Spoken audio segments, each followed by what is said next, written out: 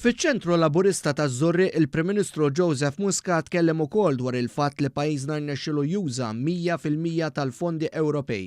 Filwaqt li rrimarka li hawn min iqis dan bħala xi ħaġa sempliċi għaliex il-Gvern uża l-fondi Ewropej kollha disponibbli għal pajjiż, Dr. Muscat qal li biex tuża l-fondi Ewropej hemm proċessi rigorużi. Għalhekk dan huwa ċertifikat tajjeb li l-pajjiż irnexxielu juża l-fondi b'mod tajjeb. Spjega kif issa bdiet it-triq biex il-Gvern Malti nnegozja pakkett finanzjarju ġdid mal-Unjoni Ewropea għas 7 snin mis-sena 2021. Hawnhekk il-Prim Ministru rrimarka li triq hija għat-tela għaliex issa pajjiżna qiegħed f'qagħda ekonomika b'saħħitha u l-Unjoni Ewropea tajn l-aktar bil-fondi lil pajjiżi li nsabu ferm wara Malta. Minkejja dan il-Prim Ministru qal li pajjiżna jeħtieġlu iżjed fondi biex ikompli jikber u għandu argument b'saħħtu għax issa assorba il-massimu tal-fondi.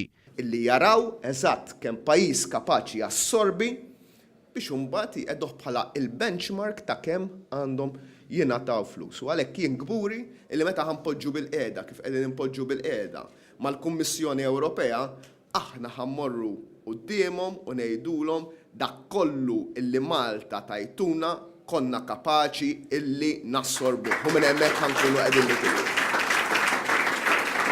Fiż-Żurri il-Prim Ministru sostna li dan il-Gvern ma jaqtax qalbu u jippreferi jkun f'qagħda tajba u ma jiddependix minn ħadd ieħor. Bejn ekonomija u pajjiż illi jkun b'saħħtu u kapaċi jimxi waħdu u ma jkollu bżonn il-flus minn għand ħadd.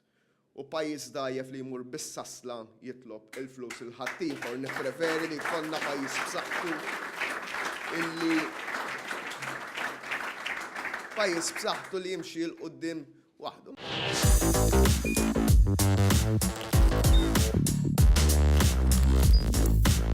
Idħol fuq one.com.mt u hemmhekk tista' tara l-programmi kollha li jxandru fuq One permezz ta' One Play.